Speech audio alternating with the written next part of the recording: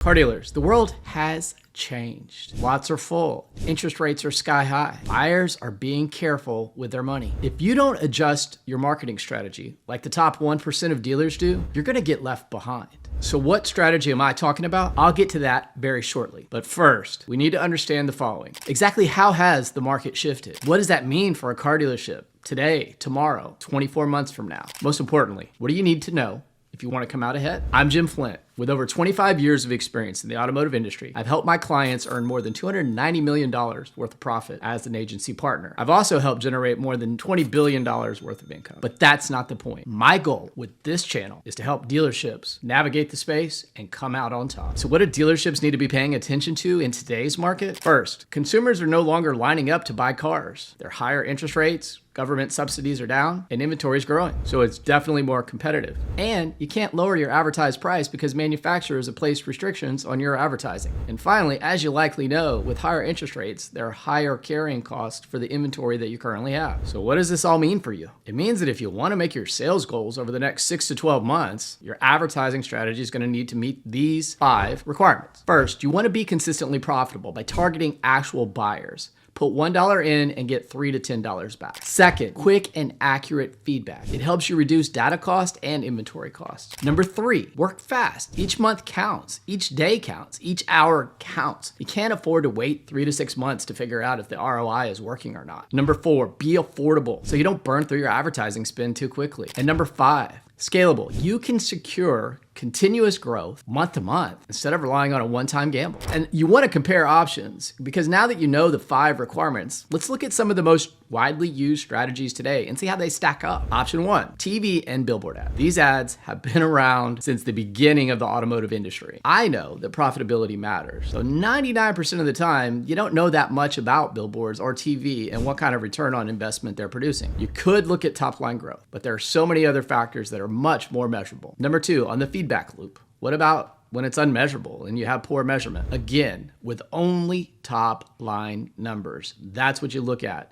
Revenue streams as it relates to TV, radio, and billboard buys. And candidly, you can't accurately tell how much of it came from TV or billboard ads. I once heard a dealer say at an ad meeting that nobody brought their TV in with them. Well, those things aren't true anymore today because people do bring their phones in with them, and that is how they see advertising. And look, TV and billboard ads are expensive to make. A lot of production costs go in the upfront. And in terms of scalability and repeatability, you can keep buying the same billboards and TV ads and putting the same content in rotation, but it can become annoying if you're not serving up the right thing at the right time to the right person. There's a need to update the messaging frequently too. Next, let's look at direct mail. It's a staple and it seems like it's been around for centuries. The profitability is average. Mailing does bring in buyers, but you can't gauge buying intent until somebody walks in. A lot of times it brings the looky-loos or the people that are trying to take advantage of the free Starbucks gift card or the Walmart discount card. So you need to spend a lot of money. It's much more expensive until you can narrow your list. But preferences are always changing and car dealers wear out the campaigns that work until they reach a point where they no longer work. And so I'd say the feedback from my perspective there is poor.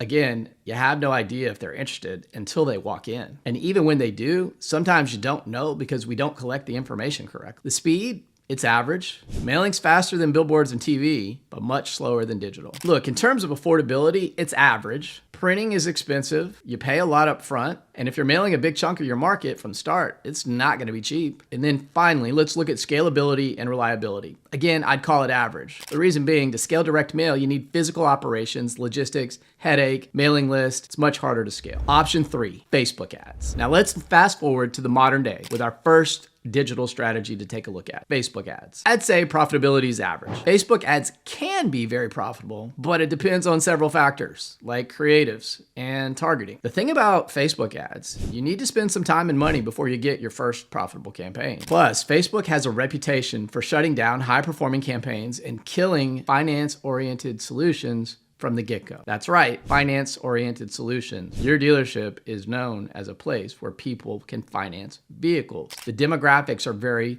broadcast. It used to be narrowcast, but now it's broadcast with finance at car dealerships. Your target audience is 18 to 65. I don't care who you know, what you've done, or who you think you're fooling, but that's the demo because Facebook knows that car dealerships finance and they're making sure that they protect the privacy of the people. Even though Facebook has the information, they're not sharing it with you and they're not allowing you to market the way that you once could or the way that you once did. I would say that the feedback is good for Facebook. Like most digital platforms, you can get near real-time data and you can make adjustments very quickly. But the downside is Facebook doesn't explain why people click on your ad. You can build campaigns on engagement, you can build campaigns on clicks, you can build campaigns on awareness, and you can build campaigns on leads. You just don't know why somebody did what they did. The next criteria is speed. Facebook ads are great. You can create brand new ads, you can traffic them, you can put them in different campaigns. They really are one of the quickest ways to market. And the affordability is good. Facebook does have flexible spending patterns. A lot of uncontrollable factors affect the CPMs, or cost per thousand impressions, but in terms of that characteristic, it's very good. The scalability and repeatability for Facebook ads is good. You can adjust campaigns quickly, you can insert new creative, you can develop new ad copy.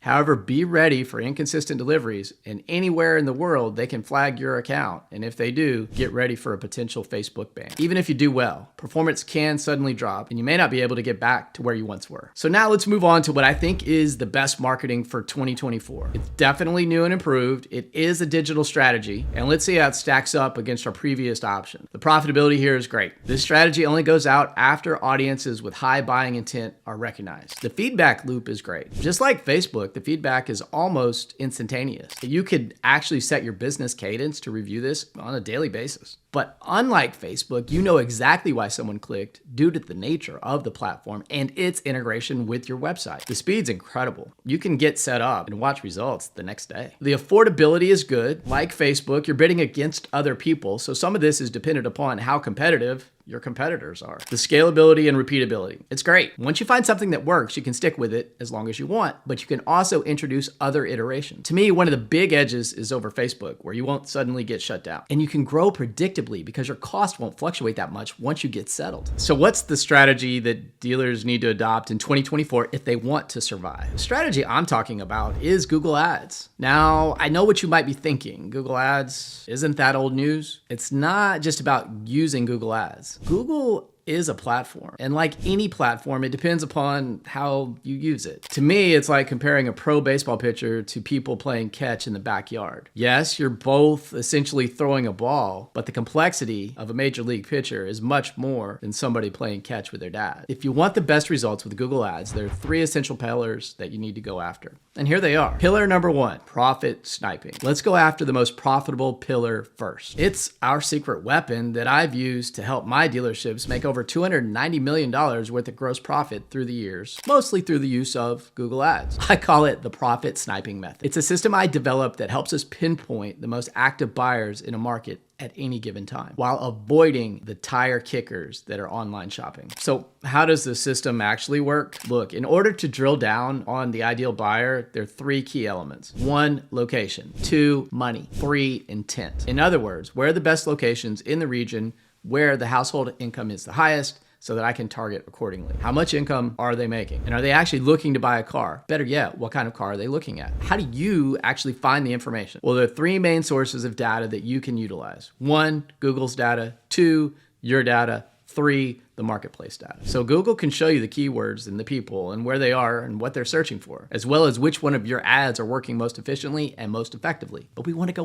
way deeper than that. From your own data, you should know where your best buyers are, what cars they're buying, their income levels, all the vital information that they give you to help you target how you execute for your ideal buyer. Finally, when it comes to market data, here's how my team approaches it. We maintain a database of buyer and sales data for each market that we're in. We also have 25 plus years of experience in implementing selling strategies for thousands of dealerships. This allows us to drill down on where to find hot buyers, but it also helps me find the exact car model that they're looking for. Then we can create the best ad to get them to buy. And here's what happens when you do this right. One of my clients implemented this strategy and increased his market share by 26% in December, a critical selling month against other top volume competitors. It translated into millions of dollars worth of growth on an annualized basis. Not growth in revenue, but growth in net income. Another client used the same strategy and saw a 23% bottom line growth over a 3-month period. Pillar 2, let's build a digital moat. Let's look at the second pillar that comes into play with Google Ads. I call this the digital moat strategy. How it works is basically you're protecting your brand from your competitors. One of the problems with selling cars, advertising is a zero-sum game. This means whenever your competitors gain, you lose, and vice versa. So how does this apply to Google Ads? Google allows you to bid on your brand as well as your competitors' brands if you want to. This drives up the cost to advertise on those brand names. Most dealers don't realize that, or they ignore it, and their competitors are allowing them to do this. Their ad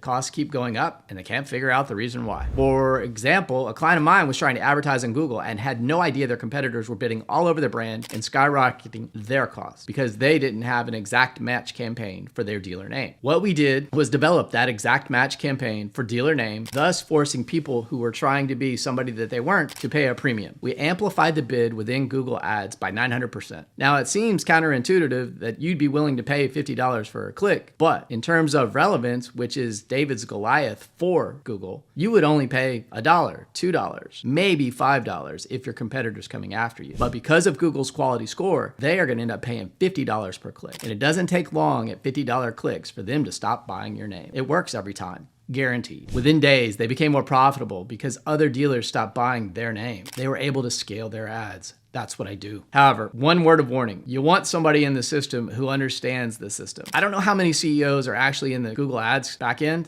but I'm one of them. I understand the system from soup to nuts. 15 years of working within the platform. Built our company from the ground up, and I'm now taking the advantages that I've developed to market with my client. But it's only one client per market. They don't know what they're doing. It's way easy to overbid and waste a lot of money. And pillar number 3, artificial intelligence. Let's take a look at the third pillar. In the digital economy, the name of the game is speed. You don't have a real-time grasp on your market, you will fall behind. So to help our clients stay ahead of the game, we combine AI with real-time market data to make extremely quick pivots with our advertising. When you can pivot in days instead of months, you're getting your advertising to work harder for you. So how do you implement something like this? Here's what we do. We combine Google's data with your data and our expertise to deliver better outcomes. Then we use AI tools like ChatGPT to iterate more quickly. These insights help us decide which of the cars are best, which creatives are best, and then we deliver messaging to advertise for your make, your model, and your market. Finally, we use AI to even create the actual ad creatives themselves. This allows us to assess creative and launch new campaigns in 1 to 2 days. So while your competitors, or maybe it's you, wait for weeks to get feedback, maybe months, about your ads, the game has changed. You can now move about 100 times faster than your competition, who isn't doing the things that local search group is doing. So now you know the best marketing strategy for car dealerships in 2024. You know all the pillars that you need to make it work. You now have a roadmap to help you and your dealership win. So how do you actually go about implementing this? Well, option 1 is you can find a local Google Ads expert, train them from scratch. I think it could take a decade. That's how long it took me. It took me over 10 years to perfect the system I just showed you, to the point where I consistently drive results reliably for my clients. But like I said earlier, we're now living in a time where speed is of the essence. In this market, we can't spend years looking for a profitable solution to keep our business alive. The second option is, if you want to book a call with an expert who's helped hundreds, if not thousands of dealerships scale their operations, you can find a link below this video where you can apply to book a call. This helps to see if you're able to work with me and my team. As a quick heads up, and this is why I say it, my team can only work with one manufacturer per market. That's our standard. We want to help our clients win and succeed by gaining market share, by growing their business, by securing more gross profit per unit, and doing all the things that helps them stay ahead of the curve. So if you want to reserve your spot and hit the ground running in 2024, click the link below in the description and book a call to speak with us. Besides that, I hope you found the video enjoyable. And if you have any questions, drop a comment below and I'll get right back to you. I know that markets are tough right now, but as someone who's currently in the trenches working with dealerships day in and day out, I can tell you that an opportunity is definitely out there. It's there in 2024 if you play your cards right. Thanks for watching and I'll see you next time.